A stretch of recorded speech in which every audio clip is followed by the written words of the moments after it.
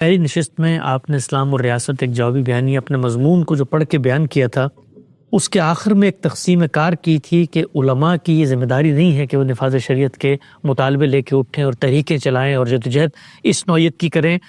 ان کی ذمہ داری جو آپ نے بیان کی، میں یہ جاننا چاہتا ہوں کہ اس کی بنائے استدلال کیا ہے، یہ فرق آپ نے کیسے کیا کہ علماء کو کیا کام کرنا چاہیے، علماء کی ذمہ داری کیا ہے، اور ہمارے یہاں بالعموم اس حوالے سے جو ذمہ داری وہ نبھاتے ہوئے نظر آ رہے ہوتے ہیں، اس سے آپ کو اتفاق نہیں ہے تو کیوں نہیں؟ اس معاملے میں ہر چیز کا جواب خود اللہ کی کتاب نے دے دیا ہے. میں نے پہلی بات یہ عرض کی تھی کہ مسلمانوں کے ہاں دین پر عمل ہو رہا ہے، افراد بھی عمل کر رہے ہیں، جماعت بھی عمل کر رہی ہے، مسلمانوں کا معاشرہ بھی عمل کر رہا ہے، ان کے عمراء و حکام بھی عمل کر رہے ہیں، کوئی سوال نہیں پیدا ہوا. لیکن کیا ہمیشہ یہی صورتحال رہتی ہے؟ افراد کو دیکھیے تو ان میں سے بھی بہت سے لوگ دین کے احکام کے معاملے میں کوتاہیاں کرتے ہیں، بعض موقعوں پر سرکش ہو جاتے ہیں، مجرمانہ رویے اختیار کر لیتے ہیں. یہی صورتحال معاشرے کی بھی ہوتی ہے، جماعت کی بھی ہوتی ہے، عمراء و حکام کے معاملے میں بھی یہی معاملہ ہو جاتا ہے.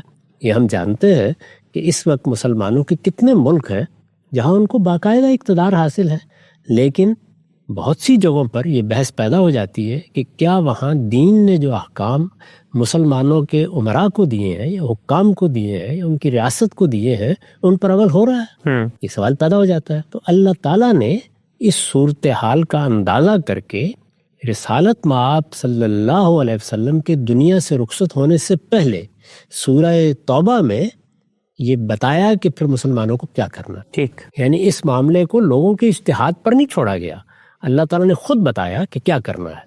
تو اس میں پہلی بات یہ بتائی کہ ان کے اندر سے کچھ لوگ نکلے وہ دین کا صحیح علم حاصل کریں. یعنی کیونکہ دین کے حوالے سے لوگوں کو متنبع کرنا ہے، دین کے حوالے سے اصلاح کی ذمہ داری انجام دینی ہے، تو یہ کسی ایسے شخص کو آگے بڑھ کر انجام نہیں دینی چاہیے جو اندھا راہ بتانے والا بن جائے، بلکہ وہی لوگ اس کے لیے اٹھیں جو دین کی بصیرت رکھتے ہوں.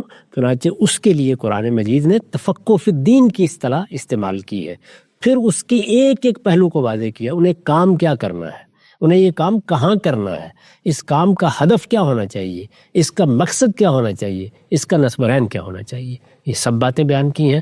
میں اپنی کتاب میزان سے وہ حصہ آپ کو پڑھ کے سنا دیتا ہوں جہاں میں نے یہ بحث تفصیل کے ساتھ کی ہے. اس میں ایک ایک چیز واضح ہو جائے گی.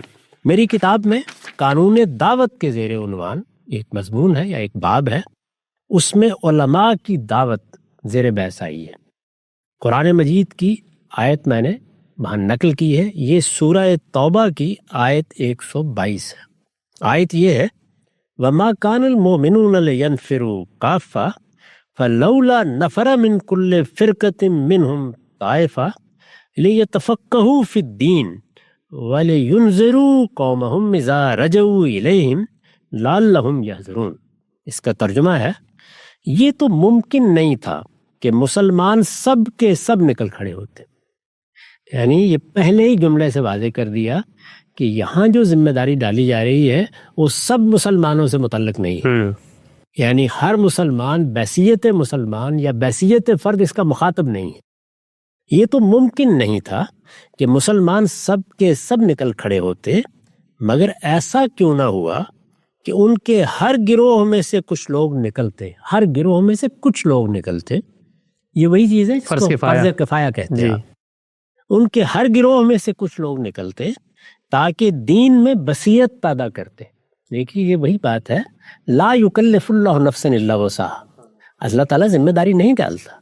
جب آپ دین سے رہنمائی حاصل نہیں کرتے تو اس طرح کی لایانی باتیں کرتے ہیں کہ یہ ذمہ داری ہر فرد پر عائد ہو گئی. ایک ریڑھی لگانے والے کو، ایک دہقان کو، ایک کھیت میں کام کرنے والے کو، ایک ہنرمند کو، ایک مزدور کو، ایک آپ کے گھر میں کام کرنے والی عورت کو، مرد کو، سب کو مکلف ٹھہرا دیا گیا وہ اسلامی حکومت قائم کرے. اللہ تعالیٰ دیکھیے کیا بات کر رہے ہیں. وہ یہ فرماتے ہیں کہ ہر گروہ میں سے کچھ لوگ نکلتے تاکہ دین میں بصیرت پیدا کرتے. پہلی بات یہ کہی ہے مسلمان تو سب ہے، صحابہ کرام کا زمانہ ہے، لوگ رسول اللہ کی موجودگی میں ایمان لائے ہیں، لیکن کیا فرمایا جا رہا ہے؟ دین میں بصیرت حاصل کر. اس میں جو الفاظ ہیں لیتفقہوا فی الدین، یعنی دین کو جانتے جس طرح کے جاننے کا حق ہے، دین کو سمجھتے جس طرح کے اس کو سمجھنے کا حق ہے. اس میں ادنا درجے کی کوتاہی بھی نہیں ہونی چاہیے۔ دین کا عالم بننے کے لیے جتنی چیزیں ضروری ہیں وہ سب اختیار کی جائیں تاکہ سچی بصیرت پیدا ہو، تاکہ دین میں بصیرت پیدا کرتے اور اپنی قوم کے لوگوں کو، دیکھیے اپنی قوم کے لوگوں کو، یعنی یہ نہیں ہے کہ جہاں تہاں جا کے یہ دولت بانٹنا شروع کر دیں، اور اپنی قوم کے لوگوں کو ان کے ان رویوں پر خبردار کرتے۔ یہ رویے کیا ہیں؟ وہی یعنی فرد دین سے بیگانگی اختیار کر رہا ہے، فرد کے ہاں دین میں کوتاہی ہو رہی ہے، فرد دین سے سرکشی اختیار کر رہا ہے، جماعت کر رہی ہے، اسی طریقے سے مسلمانوں کے حکمران کر رہے ہیں، اور اپنی قوم کے لوگوں کو ان کے ان رویوں پر خبردار کرتے۔ کیا کرتے؟ خبردار کرتے، انذار کرتے۔ یعنی یہ نہیں ہے کہ مطالبے لے کے اٹھ کھڑے ہوں، احتجاج کرنے کے لیے اٹھ کھڑے ہوں، نہیں، خبردار کرتے، یعنی دین کے حوالے سے، دین بتا کر، دین کا حکم سنا کر، دین کی وعید ان کے سامنے رکھ کے، اللہ کی کتاب کا حوالہ دے کر، کیونکہ وہ علم رکھتے ہیں تو ان کو خبردار کرتے۔ جب ان کی طرف لوٹتے یعنی دین کا علم حاصل کرنے کے بعد یہ بتایا کہ پہلے دین کا علم حاصل کرو آ کر، اس کے بعد جب تم دین کے سچے عالم بن جاؤ تو پھر کرو یہ کام، اس لیے کہ وہ خدا کی گرفت سے بچتے۔ یعنی وہاں ہدف کیا ہے؟ یہ کہ لوگ خدا کی گرفت سے بچے، وہی آخرت، اسی کو نصب العین بنایا اور یہ بتایا کہ اسی کو سامنے رکھ کر یہ کام کرنا ہے۔ یہ میں نے کچھ ضروری وضاحت کر دی، لیکن یہ معاملہ چونکہ بہت اہم ہے تو آپ وہ پورا باب سنیے۔ جی، میں نے لکھا ہے دعوت کا یہ حکم علماء کے لیے، دعوت کا یہ حکم یعنی دعوت دین کی مجھے بھی دینی ہے، آپ کو بھی دینی ہے، لیکن یہ حکم علماء کے لیے۔ اللہ تعالیٰ نے فرمایا ہے کہ سب مسلمانوں کے لیے تو یہ ممکن نہیں ہے، لیکن ان کی ہر جماعت میں سے کچھ لوگوں کو لازماً اس مقصد کے لیے نکلنا چاہیے کہ وہ دین کا علم حاصل کریں اور اپنی قوم کے لیے نذیر بن کر اسے آخرت کے عذاب سے بچانے کی کوشش کریں، آخرت کے عذاب سے بچانے کی کوشش کریں۔ ہدف یہ ہے۔ سورہ توبہ کی اس آیت پر غور کیجئے تو اس سے پہلی بات یہ معلوم ہوتی ہے کہ دعوت کا جو حکم اس میں بیان ہوا ہے اس کا مکلف اللہ تعالیٰ نے ہر مسلمان کو قرار نہیں دیا، یعنی پہلا جملہ یہ بتا رہا ہے، ہاں، اس کا مکلف اللہ تعالیٰ نے ہر مسلمان کو قرار نہیں دیا۔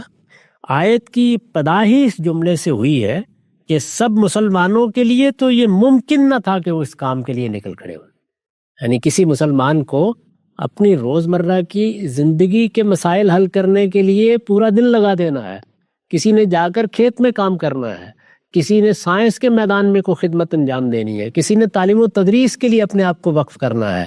یہ اللہ تعالیٰ کی بنائی ہوئی دنیا ہے، یہاں ہر شخص پر یہ ذمہ داری نہیں ڈالی جا سکتی، تو فرمایا کہ کچھ لوگ کرے۔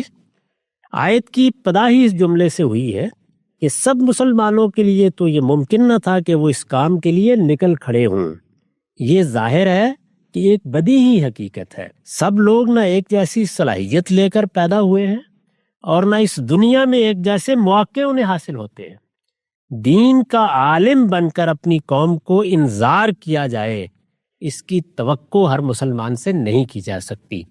چنانچہ اللہ تعالیٰ نے یہ بات اس آیت میں صاف واضح کر دی ہے کہ تمام مسلمانوں کو نہیں بلکہ ان کے ہر گروہ میں سے چند لوگوں کو اس کام کے لیے نکلنا چاہیے۔ دوسری بات یہ معلوم ہوتی ہے کہ جو لوگ اس کام کے لیے نکلنے کا حوصلہ کرے ان کے لیے ضروری ہے کہ پہلے دین کا گہرا علم حاصل کریں۔ اس کے لیے آیت میں لِیَتَفَقَّهُوا فِی الدِّین کے الفاظ استعمال ہوئے ہیں۔ اس کے معنی یہ ہے کہ وہ دین میں بصیرت پیدا کریں، اس کے فہم سے بہرہ مند ہوں اور اس کی حقیقتوں کو سمجھیں۔ لوگوں کے لیے اندھے راہ بتانے والے بن کر نہ اٹھیں، بلکہ اٹھنے سے پہلے دین کو اس طرح جان لیں جس طرح کہ اسے جاننے کا حق ہے۔ یہ چیز یعنی یہ بصیرت، یہ تفقع، یہ فہم، یہ چیز رسول اللہ صلی اللہ علیہ وسلم کے بعد اب قرآن و سنت سے براہ راست تعلق پیدا کرنے ہی سے حاصل ہو سکتی ہے۔ چنانچہ یہ ضروری ہے کہ اس کام کے لیے اٹھنے والے قرآن و سنت کے علوم میں گہری بصیرت پیدا کرے تاکہ پورے اعتماد کے ساتھ وہ لوگوں کے سامنے دین کی شرح و وضاحت کر سکے۔ یہ دوسری بات۔ تیسری بات یہ معلوم ہوتی ہے کہ دین کا علم حاصل کر لینے کے بعد، یعنی انہوں نے دین میں تفقہ پیدا کر لیا، اس کا باقاعدہ علم حاصل کر لیا، اس میں بصیرت پیدا کر لی، اب کیا کرنا ہے؟ تیسری بات یہ معلوم ہوتی ہے کہ دین کا علم حاصل کر لینے کے بعد دعوت کی جو ذمہ داری انہیں ادا کرنی ہے، کیا ذمہ داری ہے ان پر؟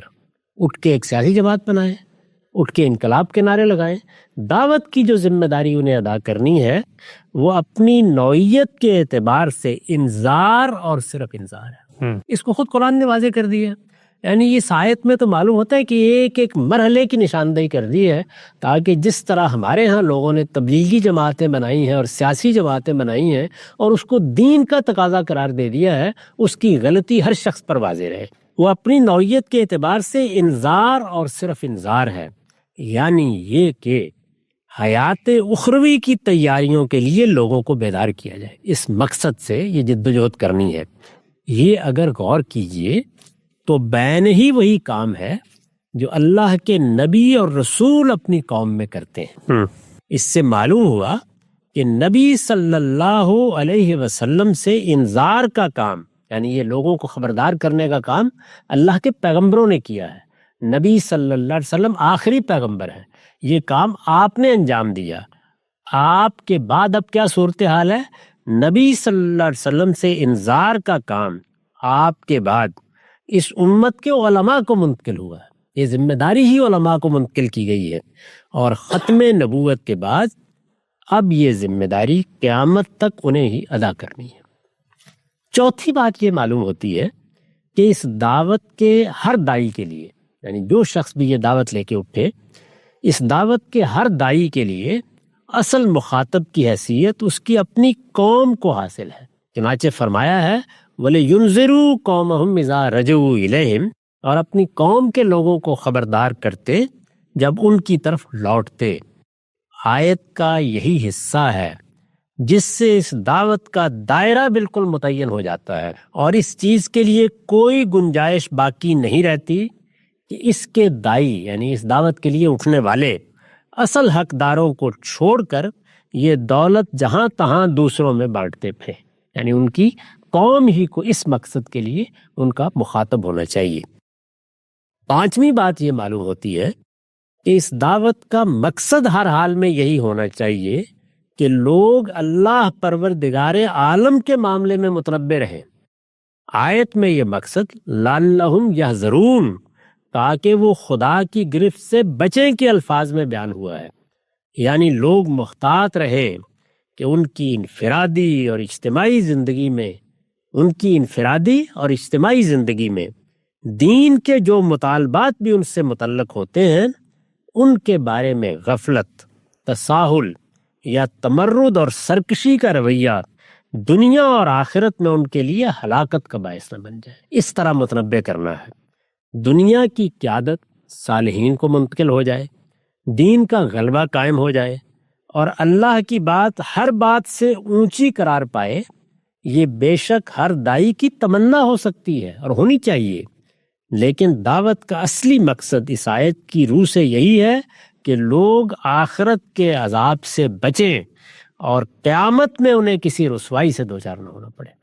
یعنی یہ ساری چیزیں خواہش ہو سکتی ہیں، میری بھی، آپ کی بھی، کسی داعی حق کی بھی، لیکن ان کو ہدف اور نصب العین نہیں بنایا جائے گا۔ ٹھیک، اس سے واضح ہے کہ سورہ توبہ کی یہ آیت دین میں بصیرت رکھنے والوں کو، یعنی دین کے علماء کو، اس بات کا مکلف ٹھہراتی ہے کہ جاہدوا فی اللہ حق کا جہاد ہی کے جذبے سے۔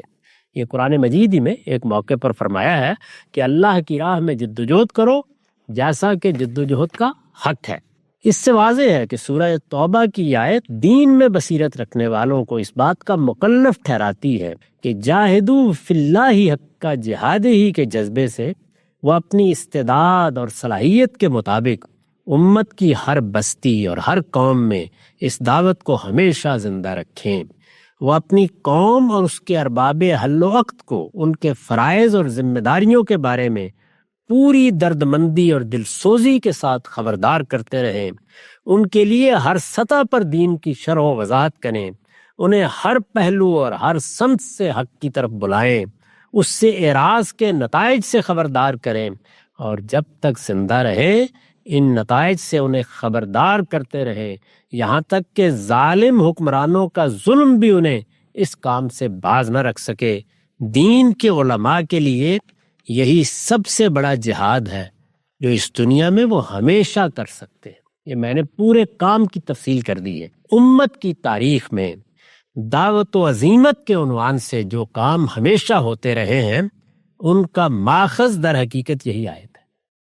اللہ تعالیٰ کا بڑا احسان ہے کہ ہماری تاریخ کا کوئی دور ان لوگوں سے خالی نہیں رہا جو بدعت و ضلالت کے تہ بتہ اندھیروں میں اپنے چراغ کی لو تیز کر کے سرے راہ کھڑے ہو جاتے ہیں اور دنیا کی ہر چیز سے بے نیاز ہو کر لوگوں کو حق کی راہ دکھاتے ہیں۔ وہ اس بات کی کوئی پرواہ نہیں کرتے کہ لوگ کیا چاہتے ہیں اور کن چیزوں کا تقاضا کرتے ہیں، ان کی ساری دلچسپی بس حق ہی سے ہوتی ہے، اور وہ اسی کے تقاضے دنیا کو بتانے کے لیے اپنے دل و دماغ کی ساری قوتیں صرف کر دیتے ہیں۔ وہ لوگوں سے کچھ نہیں مانگتے بلکہ اپنے پروردگار سے جو کچھ پاتے ہیں بڑی فیاضی کے ساتھ ان کی جھولی میں ڈال دیتے ہیں۔ چنانچہ ہر دور میں وہ ہستی کا ضمیر، وجود کا خلاصہ اور زمین کا نمک قرار پاتا۔ سبحان اللہ۔ یہ اس دعوت کے بارے میں اللہ کے دین کی ہدایت ہے، یہ خود پروردگار عالم کا بتایا ہوا لاہ عمل ہے۔ اسی لاہ عمل کو نہ سمجھنے اور پیش نظر نہ رکھنے کی وجہ سے ہمارے ہاں اس باب میں بہت انتشار فکر سامنے آتا ہے، اور لوگ طرح طرح کی تعویلیں کر کے دین کے سارے تصوری کو بالکل بے معنی بنا دیتے۔ نقطہ بالکل واضح ہو گیا۔ نظم اجتماعی سے متعلق کیا اسلام میں کوئی ہدایت دی گئی ہے؟ غامدی صاحب نے پوری فہرست پڑھ کے سنائی۔ یہ تقسیم کس بنیاد پر ہے؟ فرد کی فرد اور نظم اجتماعی سے متعلق ہدایات۔